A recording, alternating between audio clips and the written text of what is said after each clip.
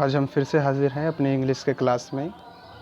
इससे पहले हमने फायर हाइमन का वो पढ़ लिया था, हिंदी एक्सप्लेनेशन हो चुका है उसका। आज हम उसका ऑब्जेक्टिव क्वेश्चन करते हैं, ठीक है। अगर आपने पीछे का वीडियो नहीं देखा होगा तो वो जाके ज़रूर देखें, उसके बाद अपना आंसर लगाते मेरे साथ चले और फिर लास्ट में कमेंट ज़रूर कीजिएगा कि आपका कितना सही हुआ। इससे आपकी भी तैयारी साथ साथ होती चलेगी, ठीक है। अपने क्वेश्चन पे आते हैं। फर्स्ट क्वेश्चन है हमारा, fire hymn has been composed by dash, कि फायर हाइमन किसके द्वारा कंपोज किया गया, किसके द्वारा लिखा गया, कौन इसके रचयिता हैं। तो A John Donne, B John Keats, C T S. Eliot या डी के.एन. दारूवाला। तो इसका सही आंसर है K N. Daruwalla, answer D. Answer D is right, ठीक है। Next question, the term Zoroastrian in fire hymn stand for. The term Zoroastrian in fire hymn stand for. जो Zoroastrian एक word आपके फायर हाइमन चैप्टर में आया है, poem में आया है, उसका क्या अर्थ है। उसमें कहते हैं, मैंने बताया था आपको कि जोरोस्ट्रेन एक रिलीजन है, एक धर्म है। तो कौन सा धर्म को जोरोस्ट्रेन रिलीजन धर्म कहते हैं। ए हिंदू, बी मुस्लिम, सी क्रिश्चियन या डी पारसी। तो इसका सही आंसर है डी पारसी। पारसी रिलीजन को ही जोरोस्ट्रेन रिलीजन भी कहते हैं। और इनमें जब मृत्यु हो जाती है किसी की, तो टावर ऑफ साइलेंस मतलब एक बहुत ऊंचा टावर होता है और उसके वहाँ पे जाके मृतक को डाल दिया जाता है। नहीं वो जलाते हैं, नहीं दफनाते हैं, वो मृतक को छत सा होता है, उस छत पर डाल देते हैं और उसे चील कौवे गिद्ध खा जाते हैं। उनका मानना है कि भी किसी की मृत्यु हो गई, वो भी चीज़ किसी के फ़ायदे में हो। तो ये इनकी धारणा है पारसी रिलीजन की। चलिए next question, third, the nearest tower of silence according to the poem fire hymn was dash away. जो कहता है जो टावर ऑफ साइलेंस था, जो कफन घर था इनका, मृतक घर था पारसियों का, वो कितनी दूर था according to fire hymn poem के अनुसार। 1000 माइल्स, 2000 माइल्स, 3000 माइल या नन ऑफ दिस, इसमें से कोई नहीं। तो इसका सही आंसर है 1000 mile. Answer A is right, 1000 mile.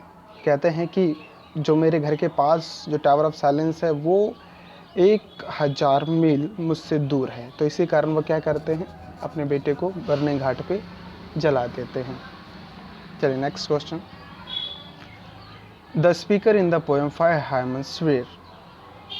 जो फायर हाइमन के स्पीकर है, लेखक हैं, वो कितनी बार शपथ लेते हैं। A once, B twice, C third या डी नन ऑफ दिस। तो कितनी बार, वो 2 बार शपथ लेते हैं।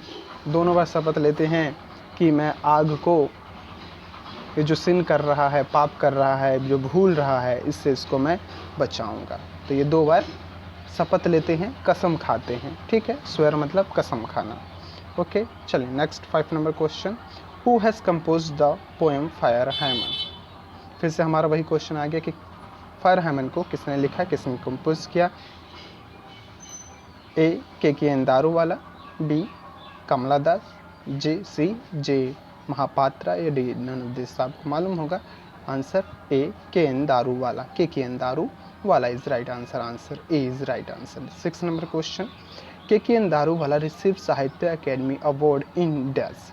के.एन. दारूवाला को जो भारत का सबसे श्रेष्ठ लेखन के क्षेत्र में दिया जाने वाला अवार्ड है, साहित्य अकेडमी अवार्ड, वो कौन से सन में दिया गया था।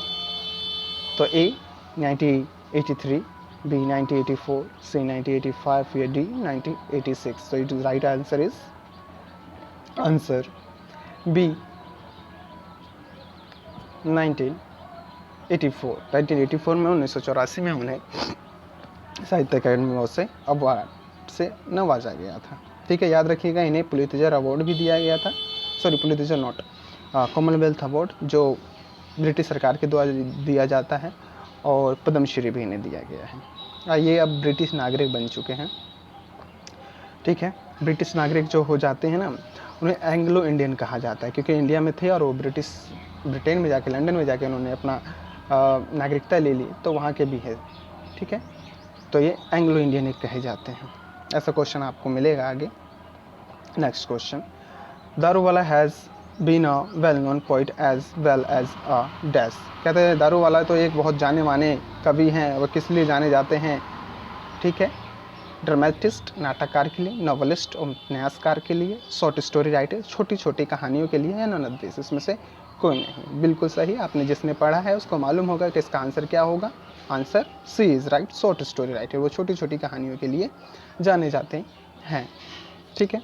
Next question 8, the theme of Daruwalla poet consist. जो दारूवाला है, इनकी जो कविताएं हैं वो किस पे बेस होती है, वो आधार क्या होता है।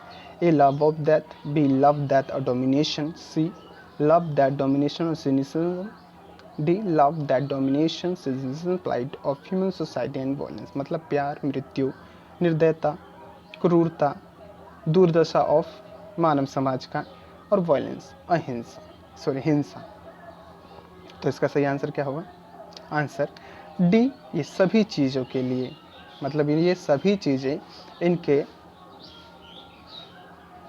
कविता का आधार होता है, ठीक है। नेक्स्ट, जैसा आपको मालूम है कि वो पुलिस में थे, अब पुलिस अफसर हर एक चीज़ को देखता है। इसका D is right answer, D लगा लीजिएगा, ठीक है। 9 number, Daruwalla poetry is totally dash according to subject response. जो दारूवाला की पोइट्री है, दारूवाला की जो पोइट्री है वो कहते हैं कि ये व्यक्तिगत प्रक्रिया को बहुत प्रभावशाली बनाता है। सब्जेक्ट रिस्पॉन्स व्यक्तिगत प्रक्रिया को प्रभावशाली बनाता है। तो ये आपके किताब से लाइन उठा के उसमें से दे दिया, फिलिंग द ब्लैंक्स, इसमें से क्या होगा, इम्प्रेशनिस्टिक, सिंपलिस्टिक, आइडियलिस्टिक, या नन ऑफ दिस। तो राइट आंसर क्या होगा, Daruwalla poetry is totally impressionistic according to subject and response. तो A is the right answer, ठीक है। चलिए next question, fire hymn deals with dash Ghat.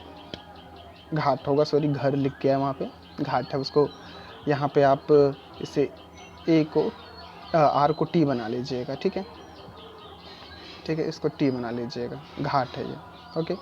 Next, तो कहता fire hymn deals with dash ghat. तो कौन से घाट पे ये दर्शाया गया है, bathing ghat, burning ghat, drinking ghat, या नन ऑफ दिस। तो राइट आंसर क्या होगा, बी, बर्निंग घाट। वहाँ पे मृतक जलाए जाते हैं नदी के किनारे, ठीक है। नेक्स्ट, द टीम टर्म डिपार्सी in fire hymn stand for. कहते हैं कि ये जो डिपार्सी है, आग की अयासी है, ठीक है, ये जो भ्रष्टाचारी है, इस शब्द का यूज़ होता है, वो क्या मतलब क्या दर्शाता है, moral behaviour, disgusting behaviour, immoral behaviour, none of this, ठीक है। मतलब किस तरीके के व्यवहार को दिखाता है। मोरल मतलब नैतिकता, डिस्गस्टिंग बेकार, इमोरल मतलब जो अनैतिक हो। तो क्या है, वो कहता है कि आग अनैतिक है, अय्यासी कर रहा है, भ्रष्टाचारी है। तो इसका आंसर क्या होगा, answer C, immoral behaviour. Answer C is right, इसका आंसर सी सही है। चलिए next question, K K N Daruwalla has written the poem.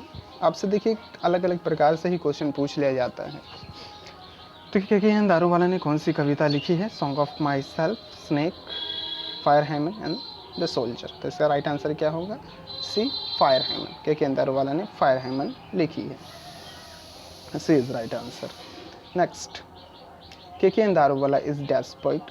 कहा जाता है कि केकेएन दारूवाला एक डैश पोइट है, एक डैश पोइट है। वह कैसे कवि हैं, अमेरिकन हैं, ए, बी इंडो एलियन, सी अफ्रीकन, या डी ब्रिटिश।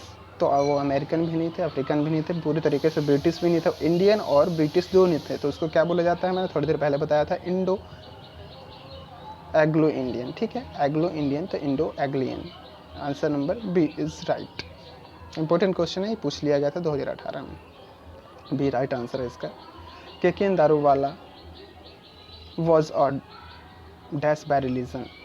कहते हैं कि केकेएन दारूवाला धर्म के अनुसार कौन से धर्म से थे वो, ए पारसी, बी मुस्लिम, सी हिंदू, डी क्रिश्चियन। तो क्या होगा इसका आंसर, ए पारसी, वो पारसी रिलीजन से थे। It was the dash of the poet along with him passing by the cremation ghat. कहते हैं कवि किसके साथ जो बर्निंग घाट था, मृत्यु घाट था, वहाँ पर यात्रा कर रहे थे, टहल रहे थे। A mother, B father, C brother and D son. तो कहते हैं कि वो अपने जब बच्चे में होते हैं, बचपन में, तो वो अपने पिताजी के साथ टहल रहे होते हैं। तो क्या होगा? Answer number B is right, father. Father के साथ अपने टहल रहे होते उस बर्निंग घाट पर। 16 the dash forget its deeds because sometime its leaves the deal body half burned. कहते हैं कि कौन अपने कर्तव्यों को भूल जाता है और कभी कभी वो आधी ही बॉडी को जलाता है, आधी बॉडी को छोड़ देता है। ठीक है। A man, B animal, C fire and D none of this. तो इस चैप्टर हमारा किस पे आधारित है? फायर पे आधारित है। और फायर ही कभी कभी ये पाप भूल जाता है, कभी कभी पूरी बॉडी को नहीं जलाता है। तो इसका क्या है? C, fire. आंसर इसका है C, fire, right. 17 the cremation of the bodies in death somewhat different. कहते हैं कौन से धर्म की जो प्रक्रिया है मृतकों को दफनाने की वो अलग है? ए पारसी, बी मुस्लिम, सी हिंदू, क्रिश्चियन। देखिए मुस्लिम में भी दफनाया जाता है, क्रिश्चियन में भी दफनाया जाता है, एंड हिंदू में जलाया जाता है। और पारसी में क्या कहते हैं, ना जलाते हैं ना जाते। एक टावर ऑफ साइलेंस होता है, बहुत बड़ा छत सा होता है, उसके ऊपर डाके बॉडी छोड़ देते हैं और वो चील कौवे खा जाते हैं। तो किसका डिफरेंट है? सी, ए पारसियों का ही डिफरेंट है। Answer is right. ठीक है। 18 number question, the speaker in fire hymn belong to dash religion. फिर से क्वेश्चन ऐसे ऐसे घुमा के पूछ लिया जाएगा आपसे कि जो फायर हेमन के लेखक हैं, कवि हैं, वो कौन से धर्म से बिलोंग करते हैं? इंडियन, अफ्रीकन, जोरोस्ट्रियन और नाइजीरियन। दो वर्ड आप जरूर याद रखिए, पारसी आएगा तो पारसी लगाइए और जोरोस्ट्रियन आएगा तो जोरोस्ट्रियन लगाएगा। तो आंसर इसका C is right, Zoroastrian religion से है वो। 19 number, dash swear to save fire from the sin of forgetfulness. कौन शपथ लेते हैं, कसम खाते हैं कि मैं जो भूल जाने की पाप है आग का, मैं इससे इसे बचाऊंगा। ठीक है। ए John Donne, B K Daruwalla, C John Keats and D T S. Eliot. तो कौन होगा इसका आंसर? आंसर इसका कौन सा होगा? आंसर होगा बी, के दारूवाला ही शपथ लेते हैं और भी 2 बार कसम खाते हैं। ठीक है। K Daruwalla consist his new born dash to flame. कहते हैं के दारूवाला अपने जो नया बच्चा बेबी बॉर्न होता है उनका, नहीं नया बच्चा जो बॉर्न होता है, जन्म होता है उसका, उसकी मृत्यु हो जाती है और उसको वो आग की लपट में, आग के लोह में क्या करते हैं? झोंक देते हैं। तो कौन होता है? सन होता है, डॉटर होता है, ब्रदर होता है या सिस्टर होता है? तो इसका आंसर है उनका फर्स्ट जो बेटा होता है, उसे मृत्यु को वो आग में झोंक देते हैं। क्यों? क्योंकि उनके धर्म में तो टावर ऑफ साइलेंस पे ले जाना होता है और ये ऐसा इसलिए करते हैं ताकि वहाँ पे कोई भी दूर नहीं होता है। तो यही कहते हैं इनके धर्म में आग को इतना महत्वपूर्णता देने के बाद भी ये ऐसा काम करते हैं। तो सोचते हैं कि मैंने एक पाप किया है। चलिए नेक्स्ट क्वेश्चन, चैप्टर आप देख लीजिएगा, आपको अच्छे से समझ में आ जाएगा। The dash child was consist to the fire under compulsion. कहता कौन सा बच्चा इनको आग के लपट में झोंक दिया गया एक मजबूरी के कारण? First born, second born, third born या फोर्थ बॉर्न? तो कौन सा होता है इनका? First born. पहला जो बच्चा जन्मा होता है वही फर्स्ट बॉर्न होगा। ठीक है। Next number, belong to Zoroastrian religion. कौन जोरोस्ट्रियन रिलीजन से बिलोंग करते हैं? रपटबर्ग, Kamala Das, John Donne, K N Daruwalla. K N Daruwalla. ठीक है। Next question, the poet see the red hot dash.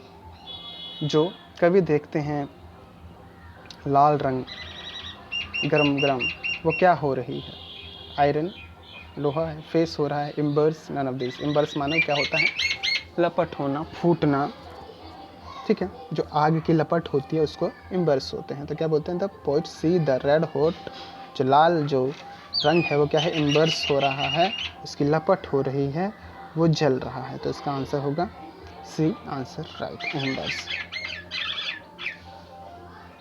We so embers losing the cruel redness is taken from. कहते हैं हमने देखा कि जो आग है ना वो अपना इम्बर्स जो लपट है उसको क्या कर रही है? निर्दयता, जो उसकी आग की निर्दयता लाल रंग है वो इम्बर्स कर रही है, खोती जा रही है।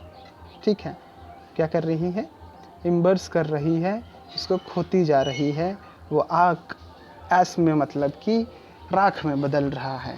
ठीक है, तो क्या है, कौन से पोएम से लिया गया है? Song of my life, fire hymn, K Daruwalla, T.S.. Eliot. तो कौन सा इसका आंसर? देखिए दो लगाइएगा, बी फायर हाइमन तो इसका जो चैप्टर है, और सी के दारोवाला ये राइटर है, तो इसका दोनों ही राइट होगा। आप लिख लीजिएगा फायर हाइमन ब्रैकेट में के दारोवाला, ये अच्छा रहेगा।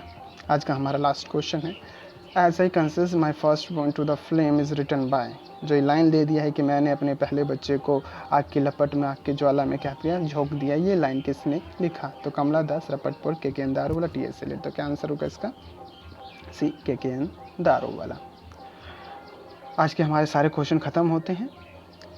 जिसे नहीं समझ में आया एक बार फिर से जाके वो हमारे हिंदी एक्सप्लेनेशन देखिए, इसका चैप्टर जो मैंने पढ़ाया है, उसके बाद अपना आंसर्स लगाएं और कमेंट ज़रूर करिए कि कितना आपने सही बनाया। ठीक है, आपकी तैयारी अच्छे से हो, यही आशा करता हूँ। वीडियो अच्छी लगी हो तो लाइक, शेयर, कमेंट, सब्सक्राइब जरूर करिए। वीडियो देखने के लिए बहुत बहुत धन्यवाद। Thank you.